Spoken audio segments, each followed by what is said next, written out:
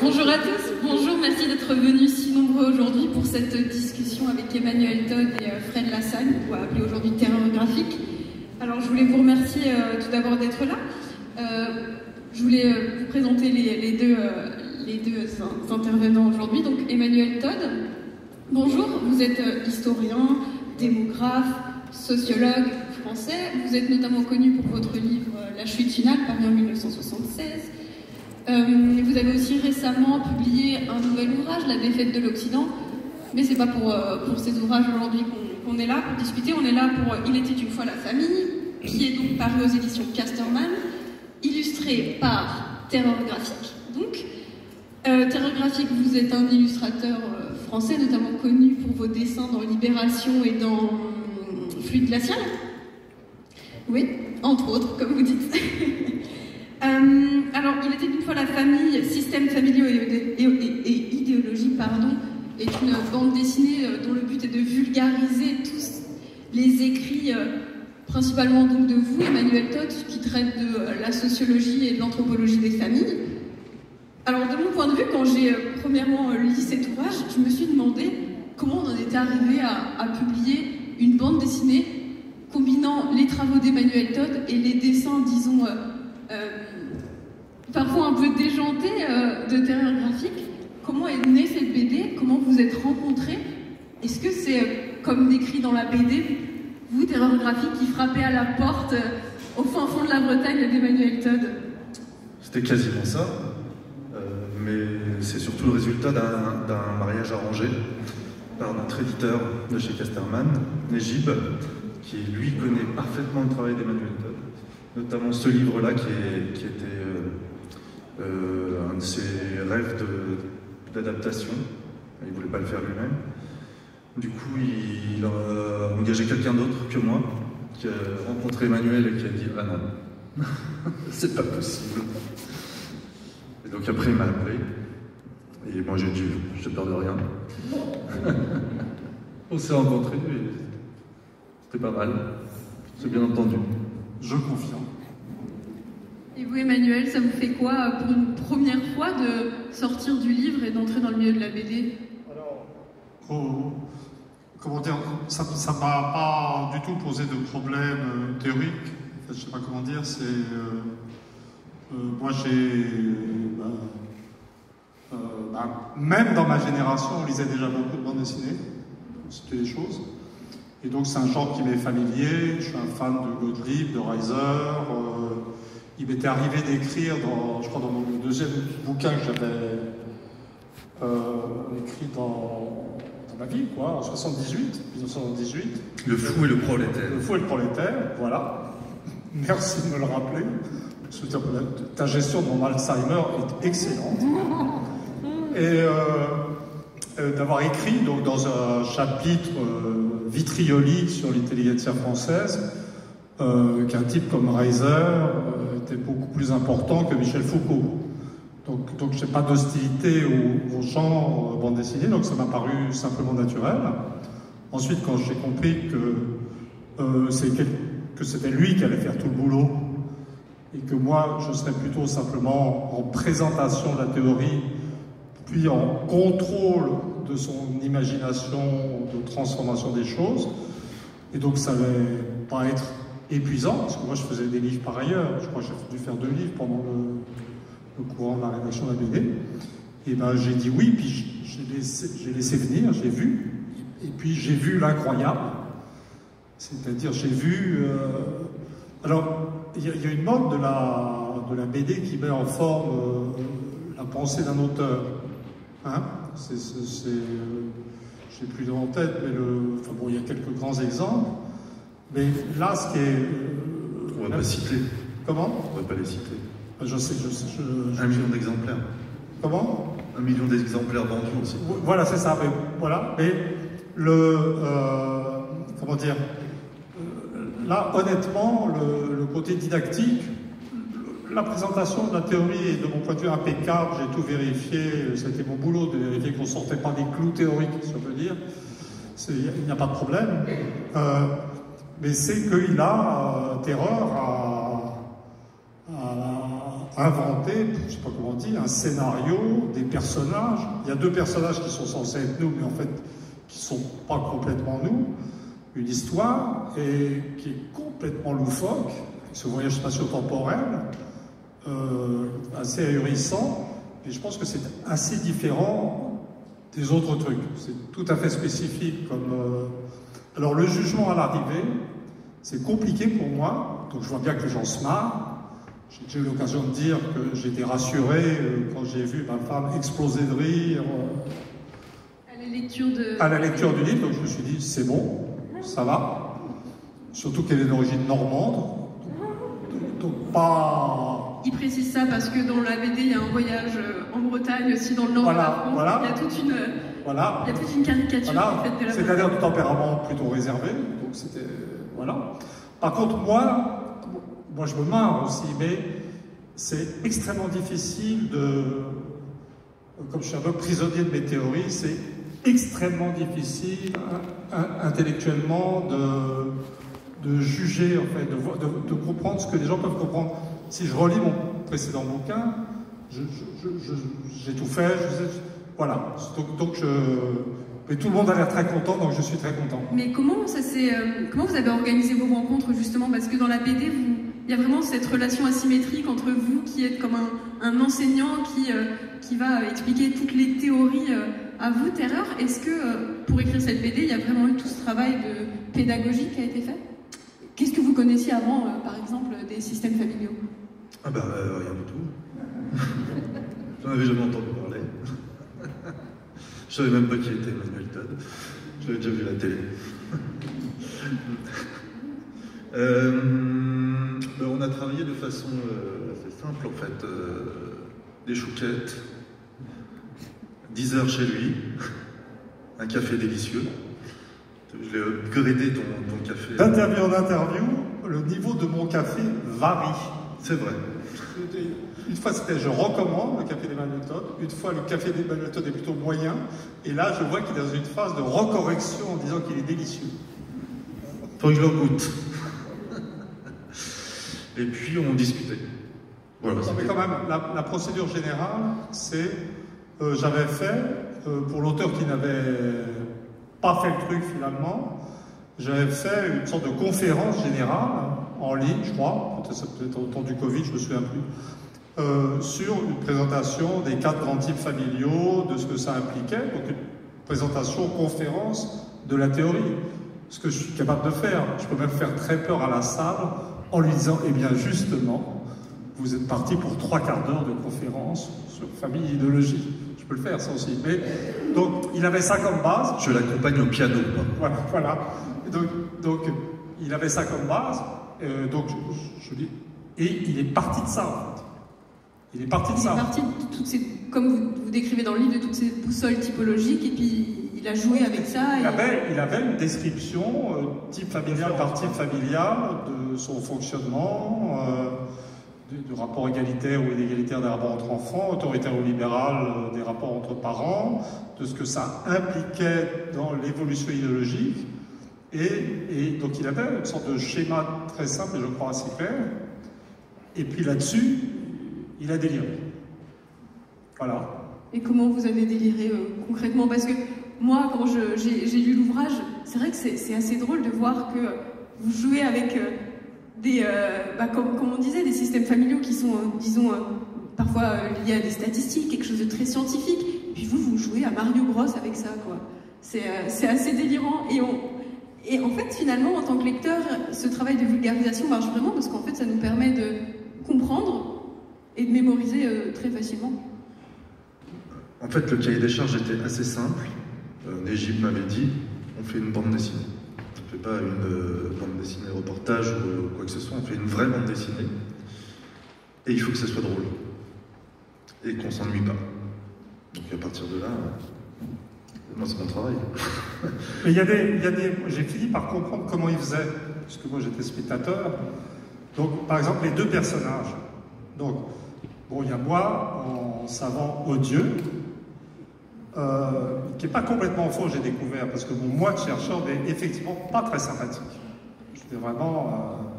bon, voilà. Et puis il y a lui qui est présenté comme je ne saurais pas trop le dire. Watson avec Sherlock Holmes, un peu persécuté. Disciple. Voilà, persécuté. Il y a vraiment cette idée voilà. disciple. Il fallait que ce soit vraiment des personnes. Et donc moi, comme j'y connais rien, j'en avais déduit qu'en fait, comme moi j'avais retrouvé mon moi vraiment dur de chercheur, je suis dit, ben lui, il a finalement un fond masochiste est sorti chez lui. Il aime bien se faire maltraiter. Voilà. Je lui ai dit ça, il m'a dit, mais Emmanuel, n'importe quoi, pas du tout. C'est un truc, il faut, quand tu as un couple de personnages comme ça, il faut qu'il y en ait un qui soit comme ça pour que ça marche. Voilà, premier truc. Le début du voyage, il invente, donc il y a l'arrivée sur le château, et puis il invente un système de portes dont chacune ouvre dans une dimension spatiale et temporelle. Donc c'est un élément de mise en scène avec les raccords pour passer de l'un à l'autre. Et puis à l'intérieur, il y a d'autres éléments. Pour moi, l'un des trucs les plus rigolos et les plus réussis, c'est pour montrer les phases successives de l'histoire de l'Allemagne. Donc on parle de la famille souche, le système autoritaire inégalitaire, système paysan. Et puis il y a l'histoire de l'Allemagne avec ses différents stades problématiques, le délire d'avant 14, le surdélire du nazisme, et puis le retour à la société très ordonnée et un peu mécanique actuelle. Et là, il a inventé un jeu vidéo. Un jeu vidéo avec 3 ou 4 modes, je ne sais plus, mode normal, mode de crise, mode hystérique. Et l'idée de la mise en jeu vidéo de l'histoire de l'Allemagne au XXe siècle est quand même une trouvaille. Mais c'est aussi un truc de représentation. Et donc, il y en a plein d'autres. C'est à cause de ton truc mode hystérique. Moi, dans ma tête, tu vois, ça fait jeu vidéo. C'est ça qui a fait jeu vidéo. Ouais. Voilà. Et puis, il fallait trouver des ressorts différents dans chaque chapitre. Il fallait surtout pas qu'on se répète dans la façon de raconter les choses. Toi, rétrospectivement, les trucs qui te font le plus marrer? Dans la BD? Ouais. À Paris, mais dont tu es plus content quelque part? Toutes les références que j'ai pu mettre dedans de pop culture, de chansons, de... Maxime Le Forestier? Carrément. Ouais, page 5, il y a une chanson de Maxime. Oui, non, mais Maxime Le Forestier, c'était vraiment drôle parce que c'est très intéressant. Ce qui met Maxime Le Forestier, c'était son idée. Mais en fait, Maxime Le Forestier, moi j'ai écrit un bouquin qui s'appelle Le destin des immigrés en écoutant la chanson en question. Donc en fait, je pense qu'on a un énorme écart d'âge et de métier, mais je pense quand même qu'on a un fond culturel ou de valeurs commun. Le plus extraordinaire, ah oui, il faut que je te dise, tu as réussi quelque chose. Ça a été acté aujourd'hui. Tout d'un coup, il place, je ne sais pas ceux qui savent qui est Bernard Guetta, qui était chroniqueur à France Inter, et qui est maintenant député européen macroniste, et qui est un ami d'enfance, en fait, pour moi. On est d'accord sur rien, mais on a fait le tour d'Italie en stop, ensemble, quand on était gamins, nos parents étaient amis, et il fait une blague affreuse sur Bernard, en disant, je sais pas, il me fait dire, tout n'est pas Bernard Guetta qui veut, et puis il dit, mais quoi, c'est ça? Et puis je dis, non, moi il me fait rire. J'ai envoyé la BD à Bernard, il n'est pas content du tout, et puis du coup j'ai explosé, ça y est, on est fâché. À cause de la BD? Ça nous aura pris 73 ans. Donc tu es responsable d'une brouille, mais en fait, ce qui est rigolo, c'est qu'à l'instinct, il avait été trouvé Bernard. Donc tu vois, quand je parle de trucs communs, c'est vraiment... vraiment, je suis assez content je le soupçonne d'être très fin, ou de sentir les trucs en moi et de les sortir comme ça. Mais c'est vrai qu'on a vraiment l'impression dans la façon dont la BD se structure, dont vous commencez, vous allez chez lui, et après vous ramenez aussi tout ce que vous avez appris grâce à Emmanuel Todd à la maison. Il y a vraiment, on a l'impression, une relation qui s'est créée grâce à cette BD et qui vous a, les deux, j'ai l'impression aussi permis vous en saviez déjà beaucoup sur la famille et comment la famille se structure et quels sont les impacts au niveau global des systèmes familiaux. Mais il y a vous ce côté plutôt très intime de vous arriver avec la première question, c'est quoi une famille, quoi? Et c'est ça que j'aime beaucoup dans cette BD aussi, c'est qu'il y a vraiment une question de base qui après se développe de façon assez tentaculaire et qui va dans tous les chemins et les détours de la famille pour finalement comprendre comment globalement se structurent les pays, les cultures. Et il y a une question qui m'a traversé l'esprit quand j'ai lu cette BD, c'est que vous allez vraiment dans le passé pour la plupart des... Quand vous allez en Allemagne, c'est plutôt... vous commencez dans l'Allemagne de la fin du 19e siècle, vous allez en Angleterre aussi, en Russie et en Chine, mais à chaque fois c'est plutôt des exemples historiques. Et quels sont les apports de la théorie des systèmes familiaux aujourd'hui et en quoi cette BD nous permet aussi de comprendre le monde actuel? Alors moi, la théorie a été construite uniquement, on parle des systèmes familiaux paysans, et c'était une théorie qui n'avait qu'un but explicatif, comprendre pourquoi les crises d'accession à la modernité avaient donné des résultats très différents. Donc la France a fait la Révolution française avec les principes de liberté et d'égalité qu'elle a offert au monde. On trouve dans la famille des paysans du bassin parisien, qui le plus souvent étaient des ouvriers agricoles d'ailleurs, ces principes de liberté et d'égalité. Les enfants partent tôt du ménage, l'héritage est égalitaire, c'est de ça qu'il parle, c'est problème d'enfants égaux. La famille anglaise, qui était libérale sans être égalitaire, ça donnait le libéralisme anglais, qui n'a jamais été dévié, perturbé ou embelli par une aspiration égalitaire. Les Anglais ont eu horreur de la Révolution française dès qu'ils ont vu qu'elle était égalitaire. Ça, on le voit dans les systèmes familiaux. L'élément qui m'avait fait comprendre, c'était la Russie. Le système familial russe, c'est une association du père, des fils, qui restent ensemble. Les femmes sont échangées entre les groupes familiaux comme des paquets. Il y a un principe d'autorité très fort, père-fils, mais un principe d'égalité entre frères très fort. Et ce que dit la théorie, c'est que quand ce système se désintègre, l'individu relâché tout seul va chercher dans le communisme, dans l'économie planifiée, centralisée, dans le KGB, des substituts à la famille. Dans le cas de l'Allemagne, là c'est une structure familiale où on retrouve la composante autoritaire verticale de la famille russe, mais les frères ne sont pas égaux. Il y a un seul héritier, les frères sont inégaux. Et dans les idéologies apparues en Allemagne, dans diverses phases, dans une phase moyennement, la phase de crise, il y avait la social-démocratie qui accepte la différenciation de classe, mais il y avait aussi surtout le nationalisme allemand, l'Allemagne par-dessus tout. Et puis dans la phase d'hystérie, ça a été le nazisme. Donc ça, l'objet de la théorie, c'est juste de comprendre ça. Et ça ne dit pas que c'est pour l'éternité. Ensuite, dans mon travail ultérieur, je me suis aperçu qu'il y avait des effets qui continuaient. C'est-à-dire que, bien entendu, la famille paysanne allemande a disparu.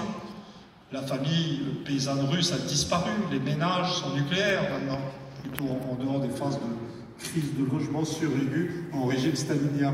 Mais il y a des restes, les choses se réincarnent dans les cultures nationales, et ça explique la persistance de mentalités nationales différentes qu'on peut expliquer comme ça, sans racisme ou essentialisation.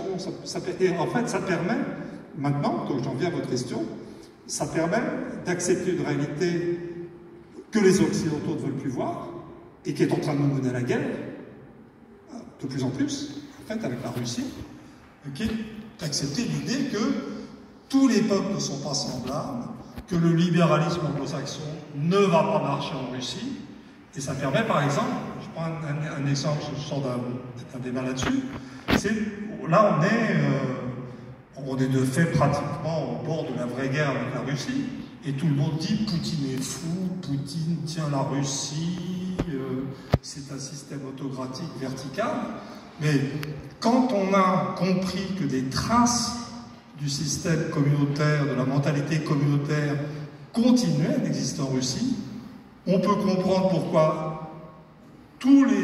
quoique la Russie ait subi les mêmes progrès, bénéficié des mêmes progrès que les autres, développement des classes supérieures, très haut niveau technologique, ce qui s'est apparu après l'effondrement du communisme n'est pas une démocratie libérale d'alternance, qui reste un sentiment communautaire, et que ce sentiment communautaire explique le maintien d'un État fort, le contrôle des oligarques par la police.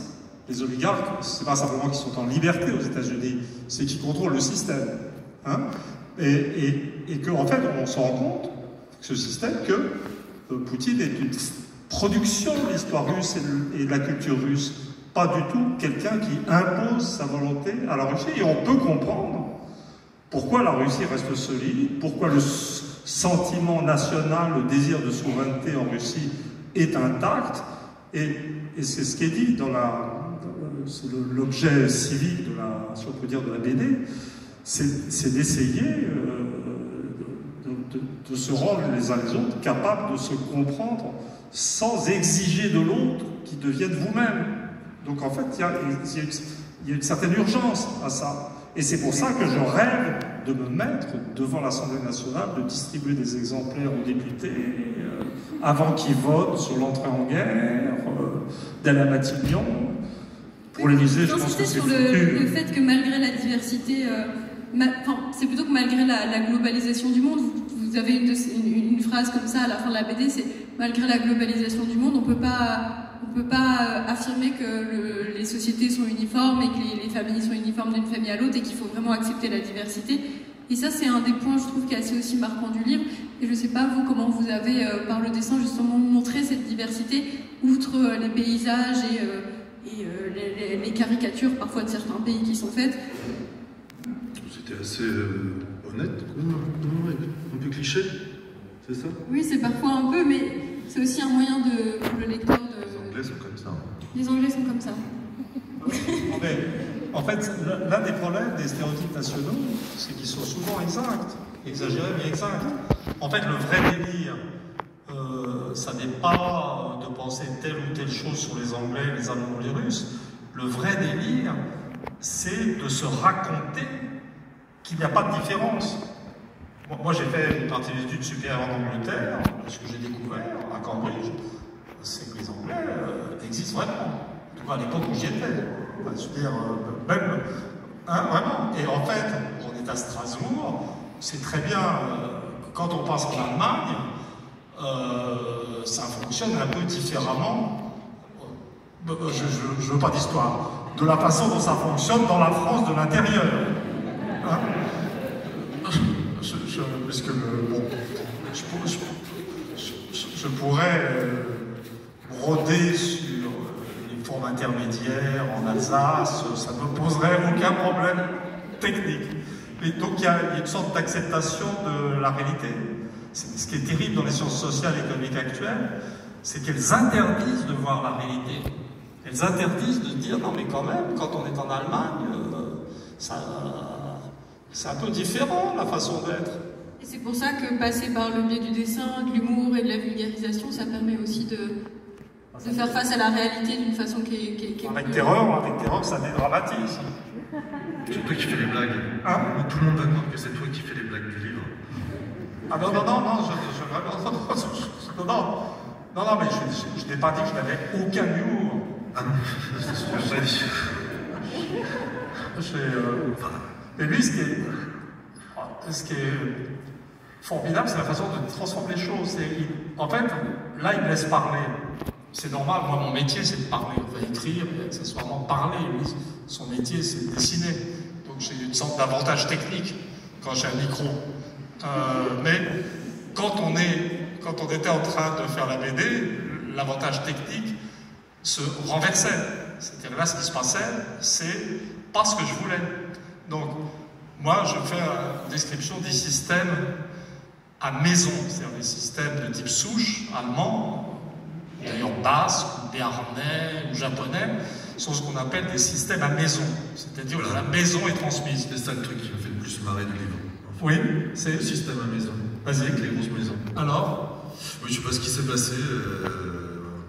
Il me dit un système à maison en allemand. Ouf. Et dans ma tête, j'ai vu une maison qui se levait de sable et qui faisait ouf.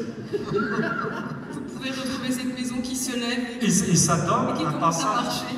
Et ça donne un passage ahurissant. Alors, moi, je t'avais envoyé des photos d'un village saxon, pour que tu aies un modèle de maison à peu près vraisemblable. Et là, on voit des maisons qui se mettent à vivre et à pourchasser. C'est bé. Je devais avoir regardé un Miyazaki avec mes enfants, je pense que ça avait dû... Voilà. Et donc il décolle, mais c'est bien la théorie. Ou alors, Nejib, notre éditeur, voulait que je fasse un petit texte. Il demandait partout des petits textes explicatifs, aucun n'a survécu. Hein? Parce qu'il ne supporte pas. Lui ne voulait pas tout d'un coup une page avec un bout de texte. C'est vrai que c'est assez marrant justement dans ce genre de BD qu'on peut appeler des BD savantes, parce que c'est des BD où à la fin, quand on finit la BD, on a appris beaucoup. Mais en même temps, il y a très peu de texte finalement, il y a vraiment beaucoup de dessins et on comprend... Il devait y avoir. Donc il demandait, Nejib avait demandé un résumé. Donc, mais chaque fois qu'il y avait un résumé, il rajoutait des conneries pour présenter le résumé. On m'a embauché pour mettre des conneries. Hein? On m'a embauché d'abord pour mettre des conneries. Voilà, mission accomplie. Je peux le faire en anglais, comme si tu veux. Et donc il devait y avoir un truc sur pourquoi vous nous faites cette BD. Alors là, j'ai un peu lancé. C'est un peu ce que j'évoquais sur l'idée d'encourager la tolérance à la compréhension d'autrui. Et donc là, j'ai voulu te faire une gratterie.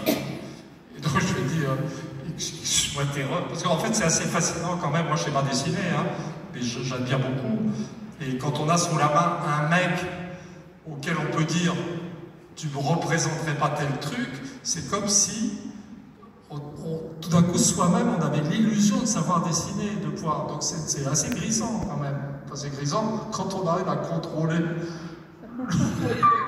le mec qui dessine. Et donc je lui ai dit, écoute, pourrais-tu m'aider, j'enjolive un peu à réaliser le rêve de tout petit garçon juif, me représenter en prophète de l'Ancien Testament, hein, pour expliquer le but moral des choses. Il me dit, pas de problème. Et donc je vois arriver moi, transformé en une sorte de Moïse, mais Moïse sautant sur son canapé et réveillant son chat. Et puis à la page suivante, c'est terminé, première partie du texte, chantable de la loi délirante. Et je tourne la page, et là, Moïse s'est transformé en... Il y a des tonus.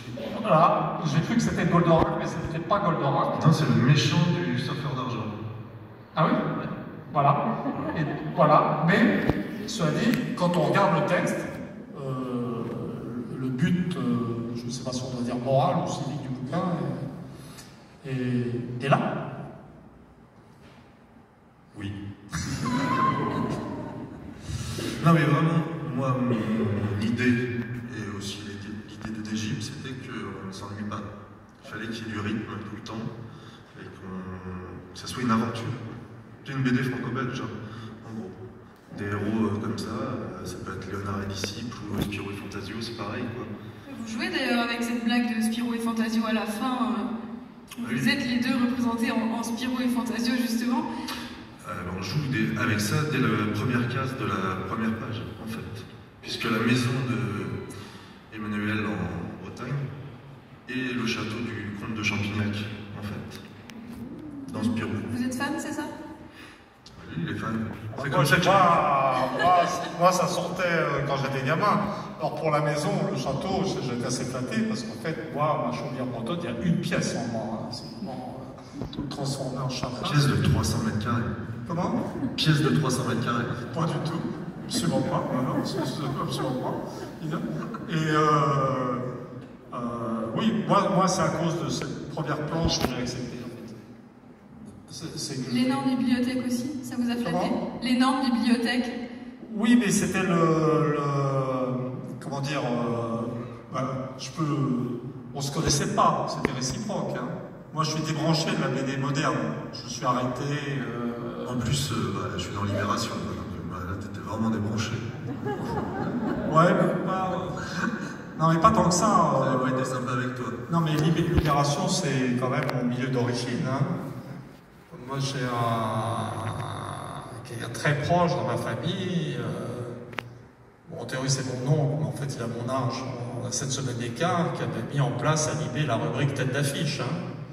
Et donc, était l'un des meilleurs titreurs de Libé. Donc, c'est proche, Libé, pour moi. En fait, ça l'a été. C'est devenu tout à fait autre chose. Et du coup, je me suis perdu dans ce que je racontais. Qu'est-ce que je racontais? Vous parlez de la maison et du fait que vous étiez totalement... Voilà, mais ça m'a...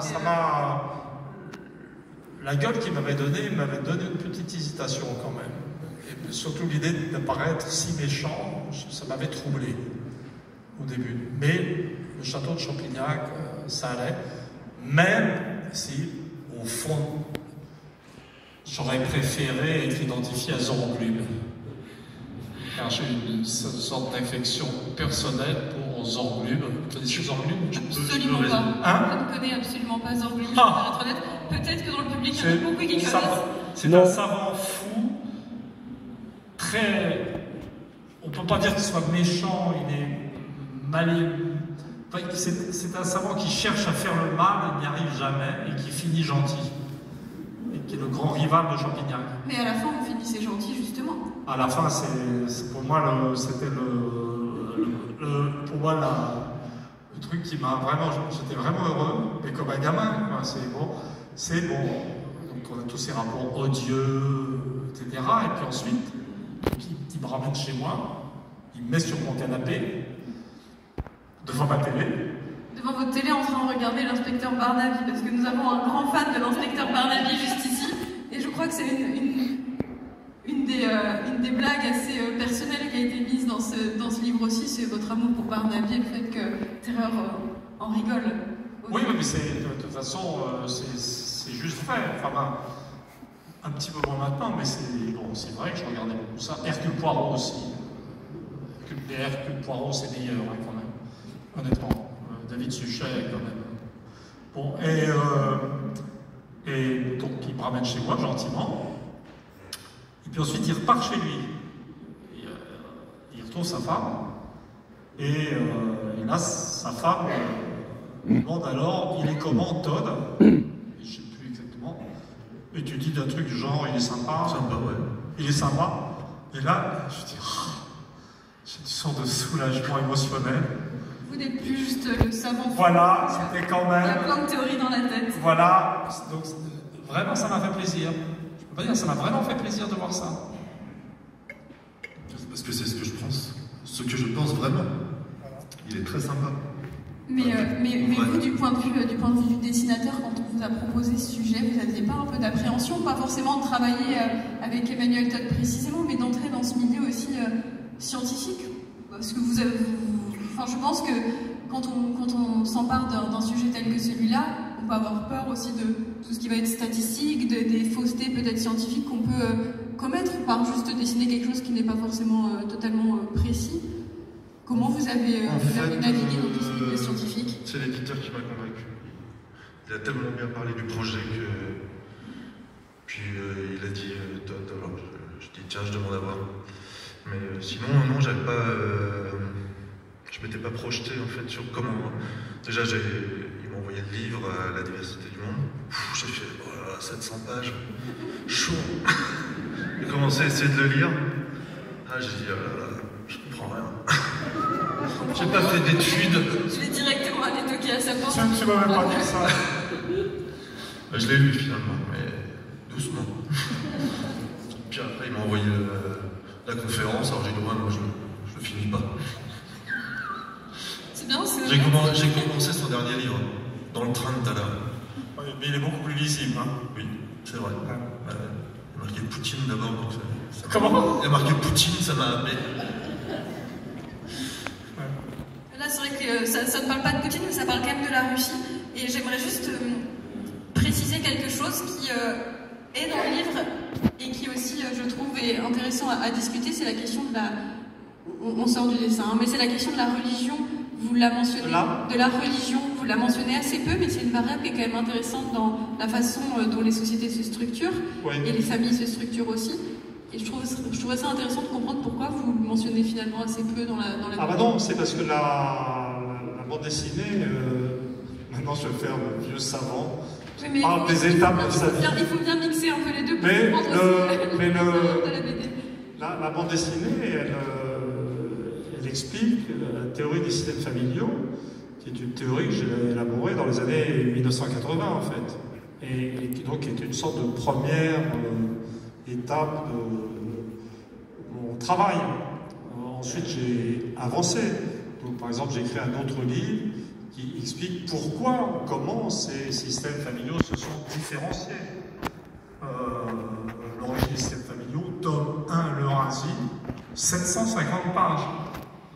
Je rassure tout le monde, il n'y aura pas de tome 2 finalement. J'ai raconté ça à mon fils aîné, tu sais David, je pense que je ne vais pas faire le tome 2. Il m'a dit, ne t'en fais pas papa, je te jure que beaucoup de gens seront soulagés. Je ne fais pas de tome 2. Mais ensuite, la chose la plus importante en tant que chercheur que j'ai fait dans les ans, c'est ça en fait, c'est ce truc des structures familiales qui ne vient pas que de moi en fait. Moi j'ai fait ma thèse d'histoire à Cambridge sous la direction de Peter Laslett, qui était le grand spécialiste des études sur la famille dans le passé.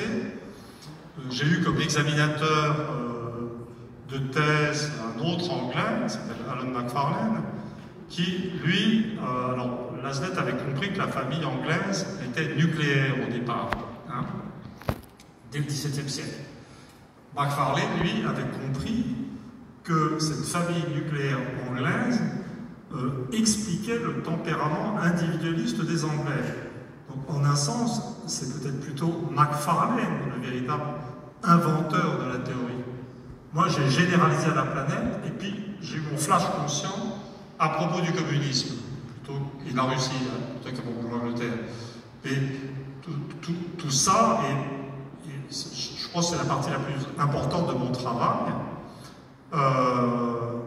mais j'ai continué à travailler. Quand on met en place quelque chose comme ça, on est un peu dogmatique, on se concentre sur sa variable, sur ce qu'on a découvert, et puis on laisse tomber un peu le reste. Et puis ensuite, dans le reste, les choses étant mises en place, dans plusieurs bouquins, j'ai pu devenir moins dogmatique, et j'ai réintroduit toutes les autres variables, et dans tout mon travail récent, je me suis plutôt intéressé à la religion. Donc effectivement, dans mon dernier bouquin, la défaite de l'Occident, la variable centrale n'est plus la famille, elle est mentionnée. J'utilise des restes de mentalité familiale en Allemagne et en Russie pour expliquer pourquoi l'Allemagne et la Russie se désintègrent moins vite que les sociétés individualistes anglo-américaines ou françaises, et pourquoi elles gardent un avantage de cohésion. Mais c'est la religion qui est importante, et là j'ai écrit d'autres livres. Je ne pense pas qu'on imposera une BD sur les stades actifs, zombies et zéro de la religion. Hein. Je crois qu'on est tombé d'accord pour ne pas le faire. Ouais, faites pas ça. Voilà.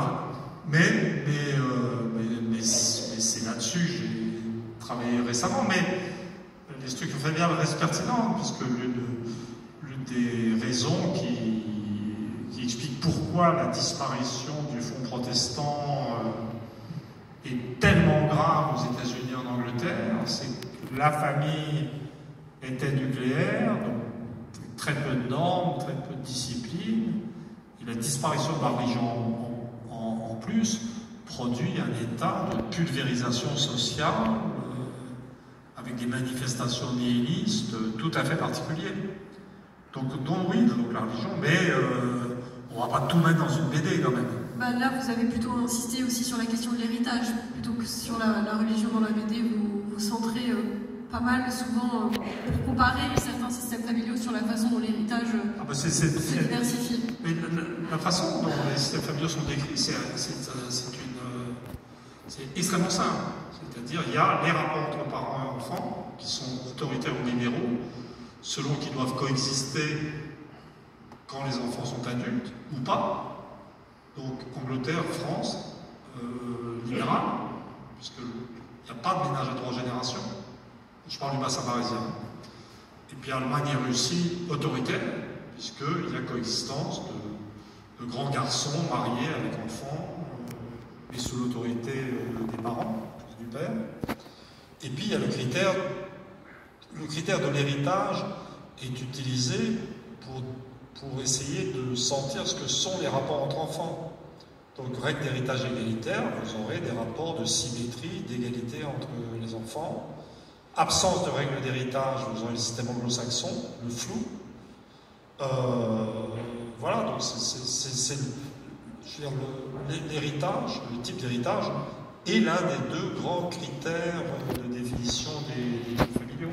Vous n'avez pas eu un sentiment de frustration quand Terreur est venu après avec la BD et qu'il y avait certains détails, par exemple, de vos théories qui n'y étaient pas? Comment vous avez hiérarchisé les informations que vous avez aussi dans ces conférences?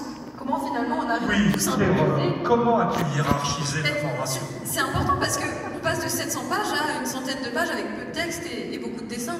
Donc comment on hiérarchise et comment on centralise l'information? Moi, j'ai écouté Emmanuel, c'est lui qui a hiérarchisé. En fait, dans nos petits déjeuners, là, on disait ce qui était hyper important. Après, moi, je rentrais à la maison, je mettais son BD, je l'envoyais, il me disait oui, rien que ça, ou ça c'est pas bon, hop, puis c'était comme ça, quoi. Donc, on a gardé l'essentiel de... La théorie est très simple en elle-même, il n'y a pas beaucoup à hiérarchiser. Ça fonctionne. Moi, ça c'est hyper compliqué. Grâce à la BD, c'est hyper simple. Bon. La grande richesse de la BD est de vulgariser les idées qui sont quand même complexes. Ah, bon. Il a raison, mais j'ai pas tort. Et moi, dans mon souvenir, dans mes vraies interventions sur la BD, le contenu, c'était en fait un peu décalé. C'était plutôt des interventions d'historiens. Et parce que je voudrais qu'on rajoute quelque chose pour bien faire comprendre certains éléments importants de l'histoire des pays en question. Donc, par exemple, j'ai demandé à Terreur de refaire, ça prend 2 pages, avec des planches, pour essayer de faire comprendre la brutalité de l'histoire anglaise. Parce que maintenant, les Anglais, c'est le roi, la reine, c'est la tradition, enfin des choses comme ça, il y a une sorte de vision un peu angélique de l'Angleterre. Mais la vérité, quand on a fait de l'histoire anglaise, et ça j'en ai fait de l'histoire anglaise, en plus de ma thèse, quand j'étais à Cambridge, j'ai eu l'occasion d'en faire beaucoup depuis l'Angleterre du XVIe siècle. C'est une histoire d'une violence sociale extrême. C'est-à-dire l'Angleterre, c'est le pays qui déracine sa paysannerie à toute vitesse au XVIIe, XVIIIe siècle. Voilà, qui est complètement industrialisé dès le XIXe siècle, qui se débarrasse dans un premier temps de ses paysans, et puis qui ensuite, sous Thatcher, se débarrasse de ses ouvriers. Il y a une brutalité de l'histoire anglaise, une sorte de séquence rapide, à laquelle je tenais, et là, il a fait ça très bien, sur 2 planches. Et puis, pour l'Allemagne et le Japon, non, pour l'Allemagne, oui, et la Russie surtout. Le Japon ne nous posait pas de problème parce qu'on est tous les 2 amoureux du Japon. Donc c'était l'un de nos terrains d'entente, c'est le fond commun. Lui pour des raisons graphiques. Et vous semblez justement, les 2 personnages semblent très heureux quand ils voyagent au Japon, ils n'ont pas envie de le quitter. Voilà, oui, mais donc lui, c'est une sorte de monde graphique. Pour moi, le Japon est une réalité, c'est le seul pays du monde où je sois vraiment pris au sérieux. Vous voyez, je veux dire, moi je suis, au Japon, je suis la Mireille Mathieu des sciences sociales. Peut-être Alain Delon, mais bon, c'est un acteur. Je ne sais pas. On peut envisager une traduction en japonais de cette BD? Je vais faire contrôler ce qu'il a fait dire aux Japonais par des amis japonais. Mais, je sais pas. On va voir. on va voir. Mais pour les chapitres sur la Russie et l'Allemagne, comme il parle beaucoup de l'expérience communiste et stalinienne, qui était une véritable horreur. Je veux dire, à un moment donné, on se balade on est au goulag. Il nous a mis au goulag, je ne vais pas demander, il nous a foutu dans le goulag. Et bon, c'est de là qu'on s'échappe. Voilà. Bon, pour moi, l'histoire allemande est encore plus terrible, puisque il y a la Shoah et ces trucs-là. Simplement, je voulais que le lecteur comprenne que ce n'était pas ça. Donc, la Russie, ça s'ouvre par une page qui rappelle l'immense contribution de la culture russe à la culture européenne, du roman, à la peinture, à la musique, etc. Il s'est mis à délirer sur Pierre et le Loup, qui sont aussi dans la culture enfantine. Et quant à l'Allemagne, c'est presque encore plus fort, puisque pour l'Allemagne, il a rappelé que c'est la réforme protestante, Luther, qui ont exigé que les fidèles sachent lire et écrire, et qui a abouti à l'alphabétisation universelle, qui a diffusé sur toute l'Europe, en pays protestants d'abord, puis catholiques par compétition ensuite, et que sans l'Allemagne, c'est des sous-développés. Et ça, c'est dans la BD quand même. Donc, toujours pareil, quand on dit non, il n'y a pas de différence allemande, on a l'impression d'être généreux, parce qu'on lave l'Allemagne de l'expérience nazie. C'est une fausse générosité, parce qu'on fait aussi disparaître le fait que sans l'Allemagne, on serait des sous-développés. Vous voyez, nous sommes dans une grande ville de la réforme protestante à Strasbourg, donc c'est un endroit pour dire ça. Hein, voilà, donc ça c'est des parties historiques, en fait. Au fond, ça n'a pas de rapport avec la théorie aussi directement, sauf pour l'Angleterre. En tout cas, je voulais vous remercier. Le temps passe vite et nous avons épuisé notre temps, mais je voulais vous remercier tous les deux d'être ici. Et je voulais vous dire que Emmanuel Todd et Terreur Graphique seront en dédicace. Vous pourrez découvrir toutes les blagues dans l'ouvrage et peut-être espérer un petit dessin et une petite signature. Moi, je fais rien. Moi, c'est pour les dédicaces. Moi, je fais un Lorette autour de Terreur qui, lui, fait des dédicaces aux petits oignons que je recommande. Et ben voilà. Merci à vous.